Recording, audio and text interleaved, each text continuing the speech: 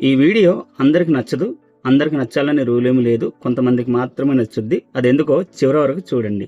ఈ జూలై నెలలో 22వ తేదీన 1 నుంచి 12వ తరగతి చదువుతున్న పిల్లలందరికీ ఆంధ్రప్రదేశ్ ప్రభుత్వం తల్లికి వందనం అనే పథకం ద్వారా తల్లుల బ్యాంక్ ఖాతాలోని 13,000 జమ చేయడం జరిగింది. గవర్నమెంట్ ఇస్తున్న పథకాలలో నాకు నచ్చిన 2 పథకాలు రైతు భరోసా ఒకటి, తల్లికి వందనం ఒకటి.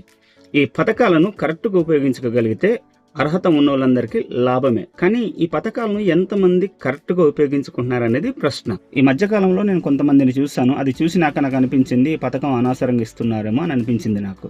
ఈ మాట నేను ఎందుకు అంటున్నానంటే, తల్లికి వందనంతో వచ్చిన డబ్బులతో పిల్లలకు నచ్చినవి సైకిల్ కొనిస్తున్నారు, మొబైల్స్ కొనిస్తున్నారు. అలాగే ఒక ఇంట్లో 5 పిల్లలు ఉంటే 65,000 బైకులు కూడా కొనిస్తున్నారు. విద్య తప్ప అదే డబ్బులతోనే ఒక మంచి ప్రైవేట్ స్కూల్లో చదివిస్తే ఫ్యూచర్లో వారు హైయర్ స్టడీకి వెళ్ళినప్పుడు ఆ ఎడ్యుకేషన్ అనేది వాళ్ళకి ఉపయోగపడుతుంది కదా. మీరు కొనిస్తున్న మొబైల్స్ వల్ల, బైక్స్ వల్ల, సైకిల్స్ వల్ల ఎన్ని ప్రాబ్లమ్స్ వస్తున్నాయో మీకు తెలుసా?